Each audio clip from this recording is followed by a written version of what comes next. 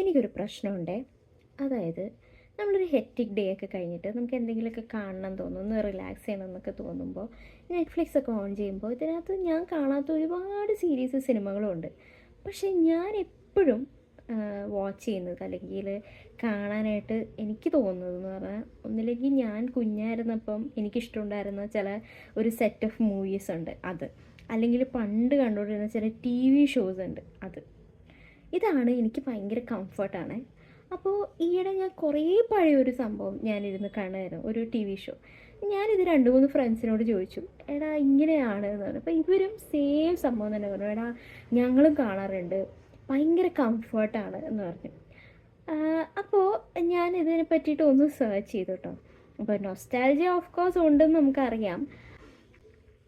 അപ്പോൾ ഇതൊരു kind of ഒരു കോപ്പിംഗ് മെക്കാനിസം പോലെയാണ്. കാരണം നമുക്കിത് ഓൾറെഡി അറിയുന്ന ഒരു കാര്യം കാണുമ്പോൾ നമുക്ക് ഒരു കംഫർട്ടാണ് അത് തരുന്നത്. കാരണം നമുക്ക് എൻഡിങ്ങിനെ പറ്റി നമ്മൾ ടെൻഷൻ ആവില്ല, നമുക്ക് ഓൾറെഡി അറിയാം എന്താ സംഭവിക്കാൻ പോകുന്നതെന്ന്. അപ്പോൾ നമ്മുടെ മൈൻഡ് ഭയങ്കര റിലാക്സ്ഡ് ആയിരിക്കും എന്നാണ് പറയുന്നത്. കാരണം ഒരുപാട് ബുദ്ധി ഉപയോഗിക്കേണ്ടല്ലോ നമ്മൾ കണ്ടത് തന്നെ വീണ്ടും വീണ്ടും കാണുമ്പോൾ. സോ ഈ പഴയ ഷോസൊക്കെ റീവാച്ച് ചെയ്യുന്നത് ഒരു നൊസ്റ്റാൾജിയ എന്നതിലുപരി നമുക്കൊരു ശരിക്കും ഒരു തെറാപ്പി പോലെയാണ് എന്നാണ് പറയുന്നത് കേട്ടോ. അപ്പോൾ വായിച്ചപ്പോൾ എനിക്ക് സമാധാനമായി. ഓക്കെ, അപ്പോൾ എനിക്ക് കുഴപ്പമൊന്നുമില്ല.